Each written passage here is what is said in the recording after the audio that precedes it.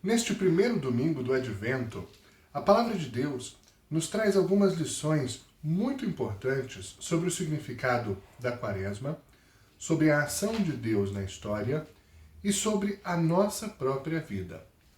A primeira leitura é tirada do primeiro livro da Bíblia, do capítulo 9 do livro do Gênesis, que fala sobre a conclusão de todo aquele processo do dilúvio.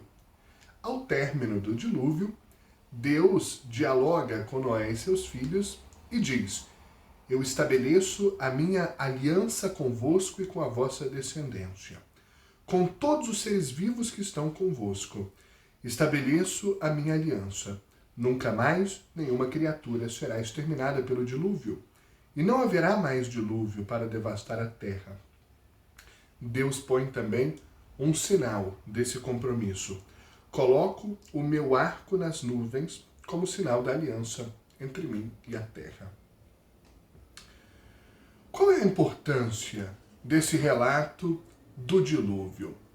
Repare que a humanidade que havia sido criada por Deus mergulhou numa profunda escuridão. O texto do capítulo que narra o início da história de Noé, onde abre toda a questão do dilúvio, da construção da arca, daquela história que nós conhecemos, afirma que a humanidade estava afundada na maldade e na violência. Deus, então, promove uma recriação da humanidade. Destrói aquela humanidade perdida na maldade, na violência e na mentira, e a partir do coração justo e generoso de Noé, Deus refaz a humanidade. Então, se é verdade, de um lado, que os nossos primeiros pais foram Adão e Eva, que pecaram e romperam a sua unidade com o Senhor, deixaram aquele ambiente equilibrado e harmonioso criado para eles por Deus e seguiram um caminho diferente do projeto original de Deus, também é verdade que, mais do que filhos de primeiros pais pecadores, nós somos filhos da humanidade recriada a partir do coração bondoso e generoso de Noé. O que faz de nós, ao mesmo tempo, inclinados ao pecado, como somos, mas também capazes de nos regenerar pela graça de Deus, capazes de exercitar a bondade, a justiça e a generosidade presente no coração de Noé, em quem a humanidade foi recriada. O Salmo 24, também ele em forma de prece a Deus, como aquele que vimos durante essa semana, faz um pedido ao Senhor: mostrai-me os vossos caminhos. Nós dizíamos na reflexão de ontem que a nossa vida muitas vezes acaba tomando caminhos tortuosos e errantes. Daqui a necessidade de orar como salmista, pedindo a Deus que nos aponte as estradas a seguir, que nos mostre o caminho justo, a decisão mais correta, a medida que devemos tomar em cada momento. Recordai, Senhor meu Deus, vossa ternura e vossa compaixão que são eternas. Querido irmão, querida irmã, quantas vezes nós esquecemos a real natureza de Deus? Deus não é um juiz pronto a condenar. Deus não é um carrasco que fica ali à espreita, querendo medir os nossos pecados e nos eliminar. Deus é um Pai bom, cheio de ternura e cheio de compaixão. Por isso o salmista ora para que ele se recorde, para que ele não se esqueça de que Deus é ternura e compaixão. Também nós, nesta quaresma, devemos fazer o exercício de resgatar a real imagem de Deus. Deus é ternura, Deus é compaixão. O salmista ainda diz: sois misericórdia, sois bondade sem limites, ó Senhor. Deus é a plenitude da bondade. Deus é ainda piedade e retidão. Dirige os humildes na justiça, aos pobres ensina o seu caminho, reconduz ao bom caminho os pecadores.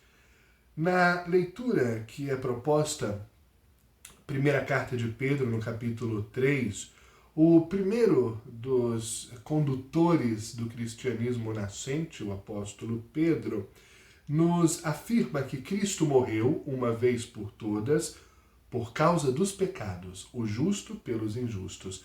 O significado profundo da cruz, de um Deus que assume em si todo o pecado, toda a maldade, toda a corrupção da humanidade, carrega sobre si mesmo o peso de todo o mal praticado pela humanidade antes, durante e depois da sua passagem pela terra, e na sua morte, em sacrifício, em doação completa de si, resgata toda a humanidade de todos os tempos.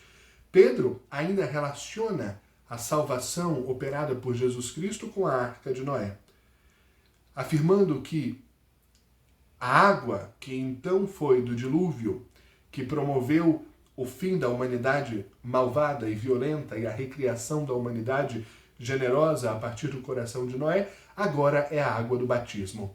Os batizados são aqueles lavados, aspergidos pela água purificadora de Deus, que faz descer o Espírito Santo sobre cada batizado, conferindo a cada batizado a força de caminhar por toda a vida, encontrando-se sempre com Deus e permitindo, se assim quiser, que a graça de Deus o penetre e o faça frutificar segundo essa mesma graça.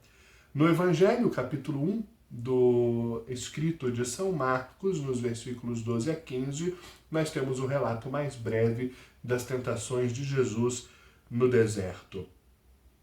Ao final das tentações, João Batista é preso, Jesus vai a Galileia e faz o anúncio que abre a sua vida pública. O tempo já se completou, o reino de Deus está próximo. Convertei-vos e crede no Evangelho. As tentações que Jesus experimenta no deserto são uma imagem das tentações que todos nós experimentamos ao longo da nossa vida.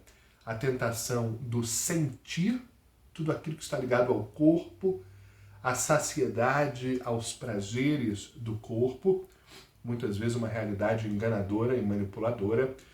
A tentação do poder, não é?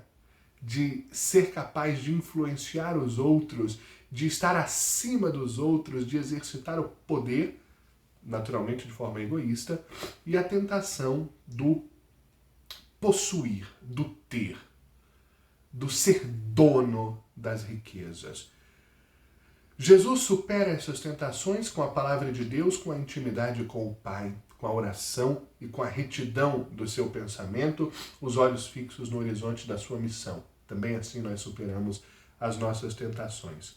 E, finalmente, o convertei-vos e crede no Evangelho, conclusão do trecho deste primeiro domingo, e que nós escutamos também na quarta-feira de cinzas, abertura da quaresma, quando as cinzas foram impostas sobre nós. Aqui eu conto uma pequena experiência pessoal, da intimidade até, mas eu faço uma tentativa de ajudar a gente a entender melhor esse Evangelho. Eu fiz a imposição das cinzas na minha paróquia e cada vez que eu traçava a cruz na fronte de cada fiel, convidando a conversão e a fé no Evangelho, eu pensava que o primeiro a escutar essa ordem, claro, sempre na liberdade, mas essa ordem de Jesus da conversão e da fé no Evangelho, era eu próprio. E que se eu estava ali convidando dezenas e dezenas de fiéis, com as cinzas abençoadas, a mudarem de vida e a acreditarem no Evangelho, deveria ser eu, o primeiro a dar testemunho de uma vida convertida e de uma fé profunda, madura, enraizada na palavra de Deus. Seja assim para todos nós, uma oportunidade bonita, que vem na hora certa, no momento certo da nossa história, que quer tocar fundo no nosso coração. É Jesus mesmo que repete, hoje, como repetiu na quarta-feira de cinzas, e continuará a repetir diariamente nesta quaresma. Converte-te, muda, encontra novos caminhos, descobre novos horizontes na beleza da força do amor e acredita no Evangelho. Nele está o segredo da vida, de um Deus que nos ama imensamente e no seu amor imenso nos lança neste universo extraordinário em que hoje nós estamos. Bom domingo.